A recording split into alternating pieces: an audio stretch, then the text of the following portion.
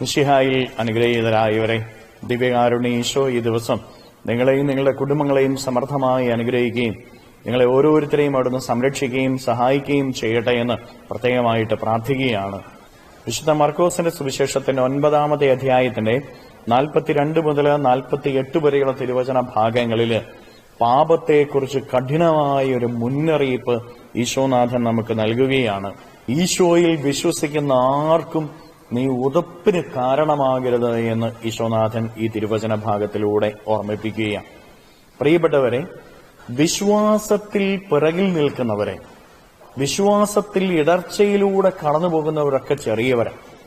അവർക്ക് നീ ഇടർച്ച കൊടുക്കരുത്.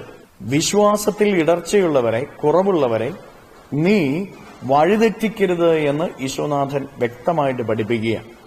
അവർക്ക് വഴിതെറ്റത്തക്ക വിധത്തില് നിന്റെ ശരീരത്തിന്റെ അവയവങ്ങള്, നിന്റെ കൈയോ കാലോ കണ്ണോ കാരണമാകുന്നുവെങ്കിൽ കൈ വെട്ടിക്കളയണം, കാല് വെട്ടിക്കളയണം, കണ്ണ് ചൂഴ്ന്നെടുത്ത് കളയണം.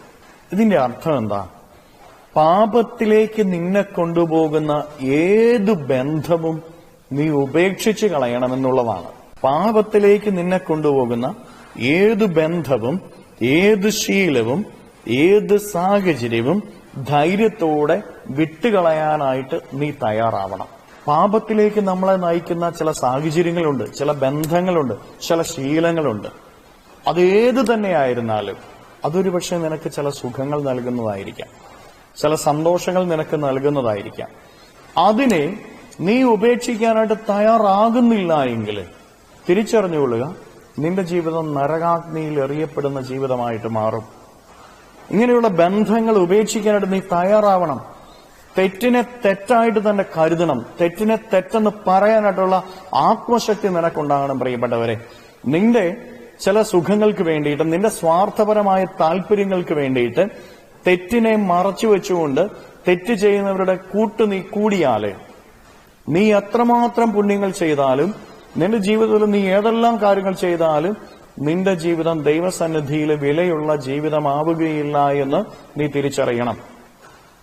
തെറ്റായ ബന്ധങ്ങളും തെറ്റായ ശീലങ്ങളും തെറ്റായ സാഹചര്യങ്ങളും നിന്റെ ജീവിതത്തിൽ നീ ഉപേക്ഷിച്ച് കളഞ്ഞില്ല എങ്കിൽ പ്രിയപ്പെട്ടവനെ, നരകാഗ്നിയിൽ നീ എറിയപ്പെടും. നീ എന്തെല്ലാം പുണ്യങ്ങൾ ഈ ഭൂമിയിൽ ചെയ്തു എന്ന് പറഞ്ഞാലും. അതുപോലെ തന്നെ സ്വർഗരാജ്യത്തിന് വില നൽകണം. ഭൂമിയിലെ ക്ഷണികമായ സുഖങ്ങൾക്കോ ഭൂമിയിലെ ക്ഷണികമായിട്ടുള്ള ഉയർച്ചകൾക്കോ അല്ല നീ സ്ഥാനം കൊടുക്കേണ്ടത്. സ്വർഗത്തിന് സ്ഥാനം കൊടുത്ത് ജീവിക്കാനായിട്ട് നിനക്ക് സാധിക്കണം. സ്വർഗരാജ്യത്തിന് വേണ്ടി ഈ ഭൂമിയിൽ ജീവിക്കുക. ദൈവം നിന്നെ അനുഗ്രഹിക്കും. കരങ്ങളെ യാചനയോടെ പിടിച്ച് തെറ്റിലേക്ക് നയിക്കുന്ന പാപകരമായ ബന്ധങ്ങള്, ശീലങ്ങള്, സാഹചര്യങ്ങള് ഉപേക്ഷിക്കാനുള്ള കൃപ നൽകണമേ എന്ന് അപേക്ഷിച്ച് ഈ ദിവസത്തിലെ എല്ലാ കാര്യങ്ങളും ഈശോയ്ക്കോട് നമുക്ക് സ്തുതിക്കാം. ഹല്ലേലൂയ, നന്ദി. Hallelujah, hallelujah, hallelujah, hallelujah, hallelujah. കർത്താവായ ഈശോയെ, മക്കളെ ഓരോരുത്തരെയും സമർപ്പിക്കുന്നു. ഇവരെ ഓരോരുത്തരെയും അനുഗ്രഹിക്കുകയും ആശീർവദിക്കുകയും ചെയ്യണമേ. ഇവരുടെ ജീവിതങ്ങളിലേക്ക്, ഇവരുടെ അധ്വാനങ്ങളിലേക്ക് അങ്ങ് ഇറങ്ങിച്ചെല്ലണമേ. ഇവരെ ഓരോരുത്തരെയും സംരക്ഷിക്കണമേ. ഈശോയെ, പാപബന്ധങ്ങളും ശീലങ്ങളും സാഹചര്യങ്ങളും ഉപേക്ഷിക്കാനുള്ള കൃപ ഇവർക്ക് നൽകണമേ.